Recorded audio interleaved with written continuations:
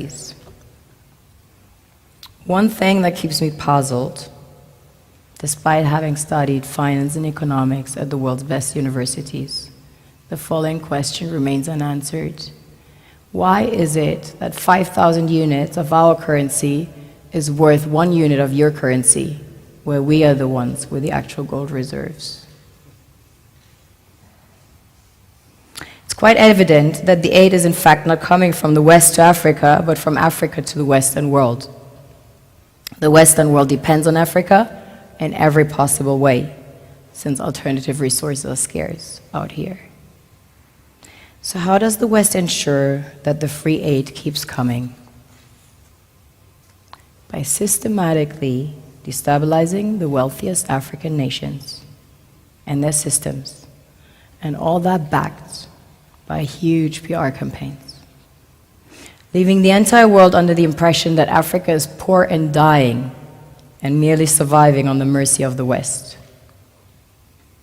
Well done, Oxfam, UNICEF, Red Cross, Life Aid, and all the other organizations that continuously run multi-million-dollar advertisement campaigns depicting charity porn to sustain that image of Africa globally.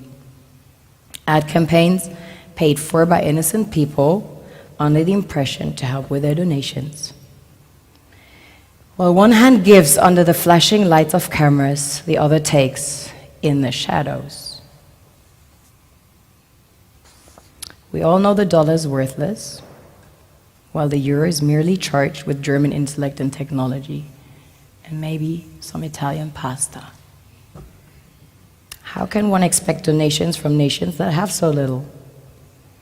It's super sweet of you to come with your colored paper in exchange for our gold and diamonds. But instead, you should come empty-handed, filled with integrity and honor. We want to share with you our wealth and invite you to share with us. The perception is that a healthy and striving Africa would not disperse its resources as freely and cheaply, which is logical.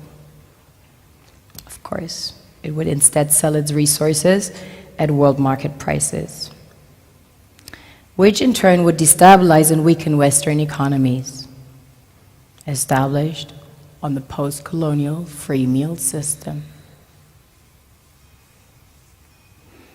Last year, the IMF reports that 6 out of 10 of the world's fastest growing economies are in Africa, measured by their GDP growth. The French Treasury, for example, is receiving about $500 billion year in, year out, in foreign exchange reserves from African countries based on colonial debt they forced them to pay. Former French President Jacques Chirac stated in an interview recently that we have to be honest and acknowledge that a big part of the money in our banks comes precisely from the exploitation of the African continent.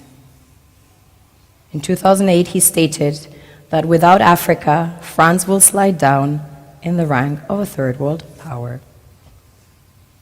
This is what happens in the human world, the world we have created. Have you ever wondered how things work in nature?